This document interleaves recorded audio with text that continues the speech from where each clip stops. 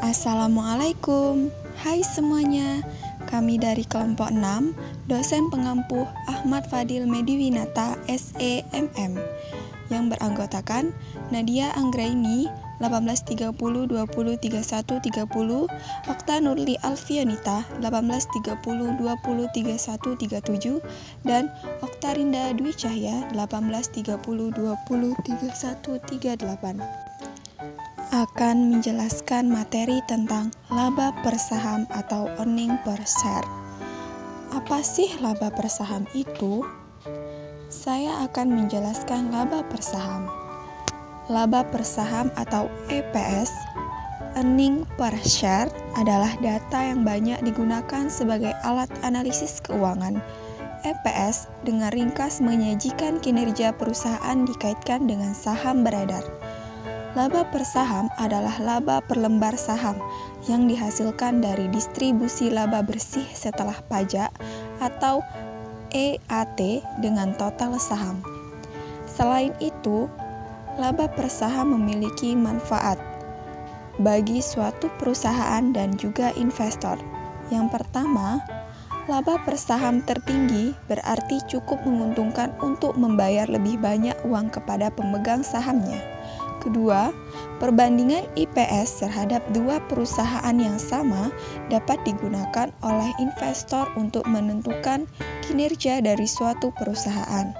Tiga, membentuk sebuah tren untuk pertumbuhan EPS akan memberikan Anda sebuah ide yang lebih baik. Tidak peduli apapun yang menguntungkannya, IPS bagi perusahaan di masa lalu maupun masa depan. 4.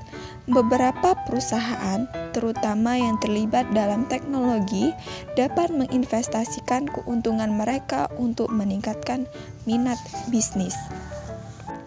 Materi ketiga, perhitungan jumlah saham dan perhitungan laba. Cara menghitung earning per share atau EPS yaitu 1.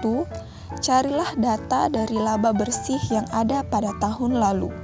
Kedua, hitunglah berapa banyak per lembar saham yang beredar. 3. Bagi laba bersih dengan jumlah saham yang dikeluarkan.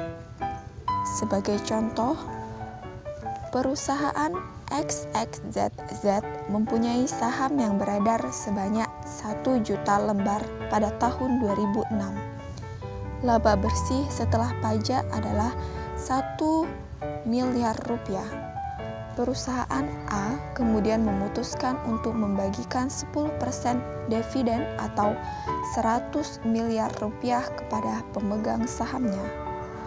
Dengan itu, dapat diperoleh dengan rumus laba per saham atau IPS sama dengan laba bersih setelah pajak dividen atau jumlah saham yang beredar sama dengan laba per saham atau IPS. Terima kasih.